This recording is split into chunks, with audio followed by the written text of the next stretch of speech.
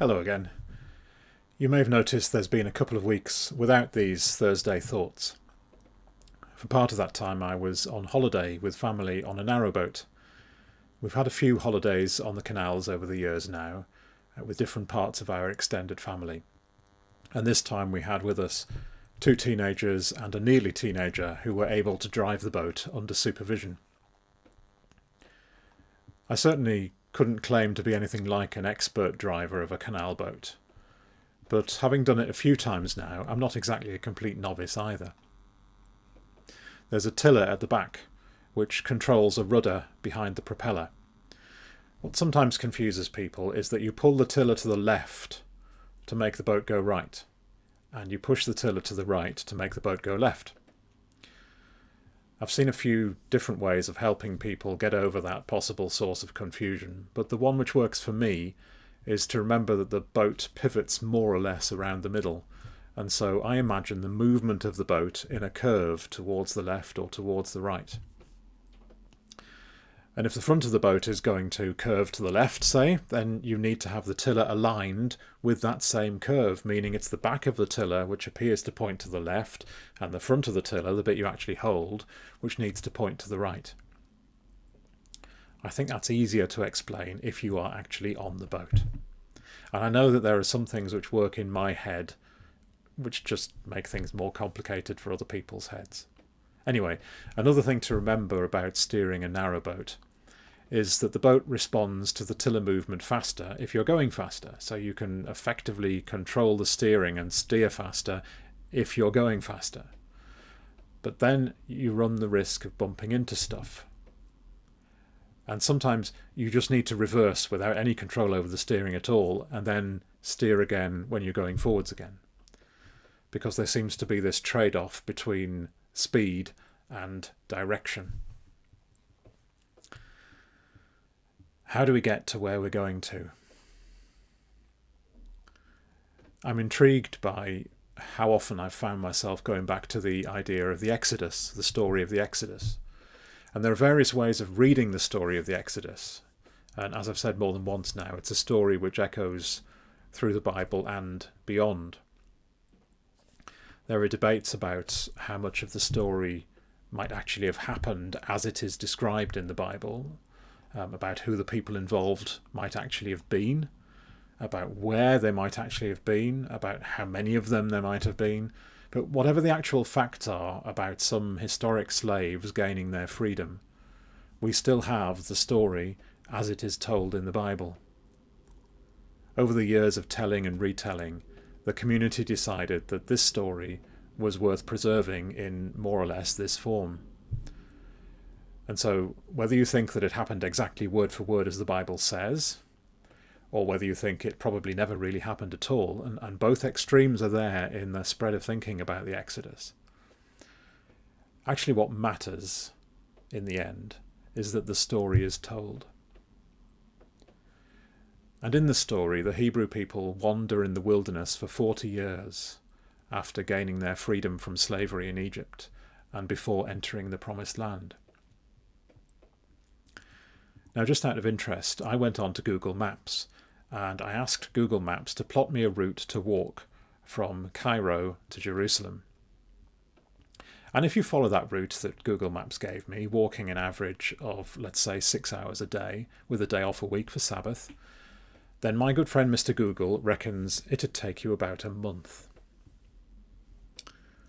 And the story says it took the Hebrew people 40 years. How do we get to where we're going to?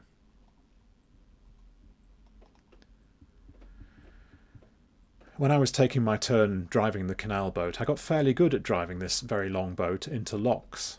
And some of those locks involved quite a tight turn. At my best, I managed to get this 70-foot boat into a narrow lock without touching the sides at all. It was about going slowly and trying to get into position early. And in general, I had to take account of the fact that the boat doesn't respond very quickly.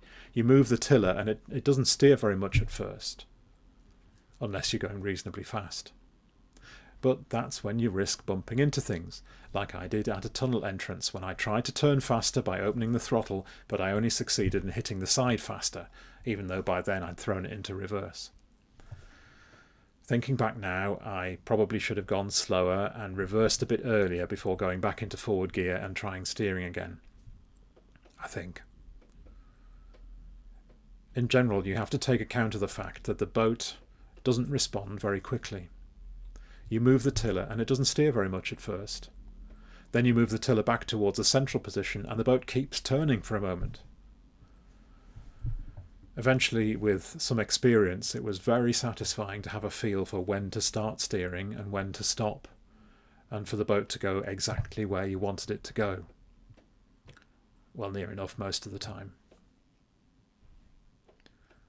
How do we get to where we're going to? Over the next 2 or 3 weeks, we hope to reopen the 4 churches where I work for public worship. That's thanks to a fair bit of hard work from quite a few people. But we're still not sure. For some of us, this is something which is long overdue. For others, it's too early still. Some of us are full of excitement at the chance of gathering again for worship, even if it will feel quite different from what we're used to. Others of us are a bit scared of what might happen. It's hard to know how to steer, when to speed up, when to slow down, and when all you can do is throw the thing into reverse and hope you don't crash too hard. None of us have driven this boat before. And we don't know whether it'll take us a month or 40 years to get where we're going to. But between here and there is a journey of some kind. In these days when travelling on narrowboats is usually for leisure, the journey is the point. And in my limited experience, at those places where there are locks to take you quickly up or down, the journey can be hard work, though much easier with a few more people, and usually it's fun. And sometimes there's someone else who's also on a journey who might offer to help you out, or who will be grateful for your offer of help. Our headlight failed about 100 yards into a 1.5 mile long tunnel. That was a tricky moment. But after a little while it came back on. I suppose over time sometimes the wiring might get a bit frayed somewhere on the boat. We thought in a very cliched way that there would be a light at the end of the tunnel. But the tunnel had doors which were only opened when a boat was about to come out. We glimpsed the doors now and again, but they soon closed again as we continued our journey. But as we came close to the end of the tunnel ourselves, the tunnel keeper, surely enough, opened up the doors for us. We saw daylight, and we could stop for water. We will get to where we're going to. God bless. See you soon.